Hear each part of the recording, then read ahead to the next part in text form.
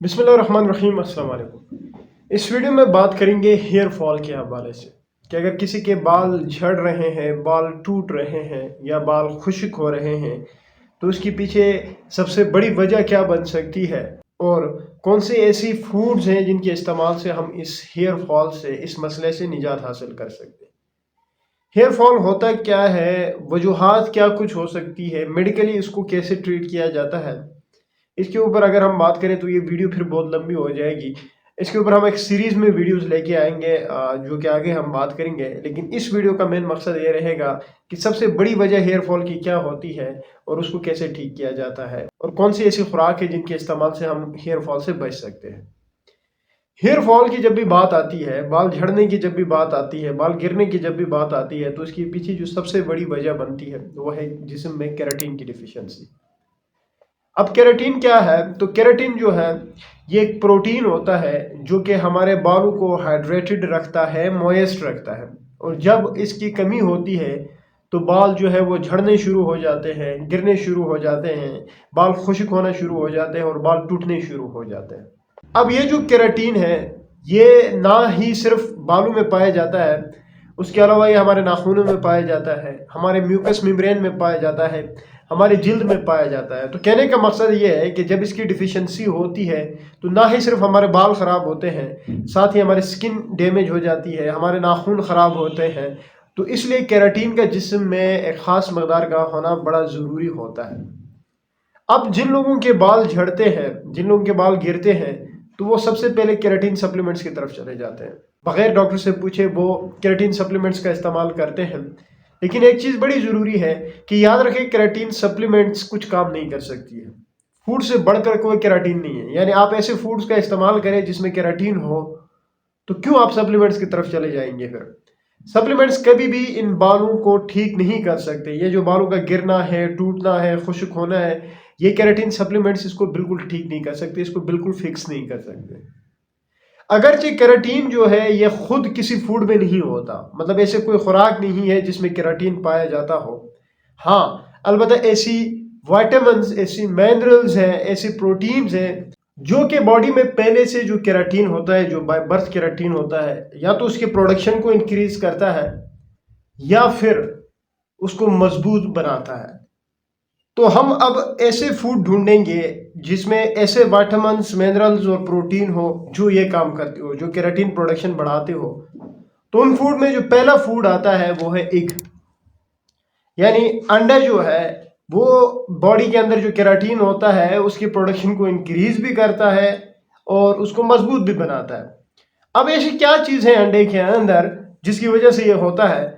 तो अंडे में दो चीज़ें, एक तो प्रोटीन पाया जाता है और दूसरे उसमें विटामिन B7 पाया जाता है जिसको बायोटीन या विटामिन H भी कहा जाता है। और ये जो बायोटीन यानी विटामिन B7 और प्रोटीन है ये केराटिन के प्रोडक्शन को इंक्रीज करते हैं। इसलिए जिन लोगों के बाल झड़ते हैं, बाल टूटते हैं, बाल गिरते हैं, बाल खुश्क रहते हैं, वो लोग ज़्यादा से ज़्यादा अंडे का इस्तेमाल करें। जब वो ज़्यादा से ज़्यादा अंडे का इस्तेमाल करेंगे तो ये बॉडी के अंदर केराटिन के प्रोडक्शन को इंक्रीज करेगा और जिससे ये जो मसला है उससे निजात हासिल हो जाएगा। तो पहला फूड है एग। तो आप ज़्यादा से ज़्यादा अंडे का इस्तेमाल करेंगे तो ये आपके बालों को इम्प्रूव करेगा। दूसरा जो फूड है वो है चिकन। चिकन में भी प्रोटीन होता है और विटामिन B6 होता है, और ये दोनों चीज़ें, जो विटामिन B6 और जो प्रोटीन है, ये दोनों केराटिन के प्रोडक्शन के लिए ज़रूरी होते हैं। इसलिए जिन लोगों के ये मसला है, बालों का झड़ने का जो मसला है, अगर वो है तो वो चिकन का भी अपने डेली की जो खुराक है उसमें ज़्यादा से ज़्यादा चिकन का भी इस्तेमाल करना शुरू करें। चिकन के साथ साथ अनियन, प्याज। प्याज जो है ये पैक्ड होता है N-एसिटाइलसिस्टीन के साथ। N-एसिटाइलसिस्टीन बॉडी में कन्वर्ट हो जाता है L-सिस्टीन में, और ये जो L-सिस्टीन है ये केराटिन का कंपोनेंट है। और जाहिर सी बात है, कोई चीज़ अगर केराटिन के साथ जुड़ा हुआ है, उसके कंपोनेंट है, तो उसके इस्तेमाल से वो केराटिन के प्रोडक्शन को इंक्रीज करेगा। तो प्याज का भी ज़्यादा इस्तेमाल करना बालों के लिए अच्छा है। इसी तरह स्वीट पोटैटो है। स्वीट पोटैटो में प्रोविटामिन ए होता है, यानी बीटा कैरोटीन होता है। बॉडी इस बीटा कैरोटीन को कन्वर्ट कर रही होती है विटामिन ए में, और विटामिन ए बड़ा ज़रूरी है केराटिन के प्रोडक्शन के लिए। तो इसलिए जिन लोगों के बाल झड़ते हैं वो स्वीट पोटैटो का भी ज़्यादा से ज़्यादा इस्तेमाल करें। अब बात करते हैं आगे जाके, एक और फूड है फिश। फिश में भी प्रोटीन होता है, बायोटीन होता है, ओमेगा 3 फैटी एसिड्स होते हैं, और ये तीनों की तीनों चीज़ें जो है वो केराटिन के प्रोडक्शन को इंक्रीज करते हैं, केराटिन को बूस्ट अप करते हैं, और जिसकी वजह से हमारे बाल जो है वो मजबूत रहते हैं, झड़ने से इनसे निजात हासिल किया जा सकता है।